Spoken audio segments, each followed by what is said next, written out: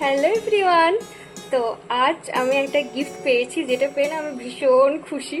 Specially এরকম gift, মানে gift তো আগেও পেয়েছি, অনেক পেয়েছি, কিন্তু দুবাই থেকে কোনো গিফট আমাকে এর আগে কেউ পাঠায়নি।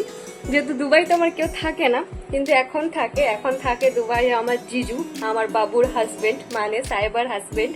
তো আমার বার্থডে ছিল হয়তো, সেই উপলক্ষে জিজু আমাকে দুবাই থেকে চকলেট আর পারফিউম পাঠিয়েছে। তো আমার না ভীষণ মানে ভালো লাগছে, মানে কি বলবো, আমি তোমাদেরকে বলে বোঝাতে পারছি না। আমি এখন অবধি খুলিনি, আমি জাস্ট একটু আগেই নিয়ে এলাম, ঠিক আছে। এই যে দেখো, লেখা আছে পায়েল, ঠিক আছে, আর পারফিউমও আছে। তো চলো আমি এটা খুলে দেখি আর তোমাদেরকেও দেখাই। তো এই যে সেই চকলেট, যেটা আমার ভীষণ ভালো লাগে, এর আগেও আমি খেয়েছি, সাহেব আমাকে দিয়েছিল। আর এই যে সেই পারফিউমটা,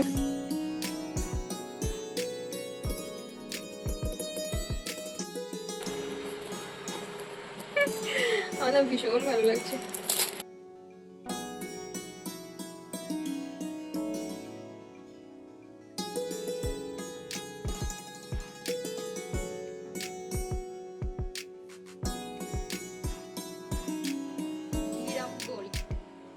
স্মেলটাও জানো তো ভীষণ সুন্দর ছিল।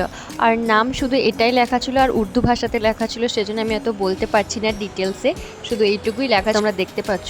আর স্মেলটা না সত্যি ভীষণ সুন্দর। অনেক অনেক থ্যাংক ইউ জিজু।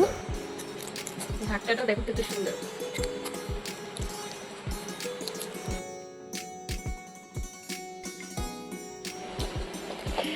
আর এই সেই চকলেট,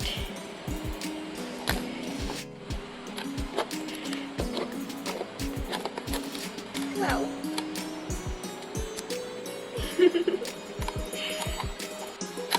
ভীষণ সুন্দর।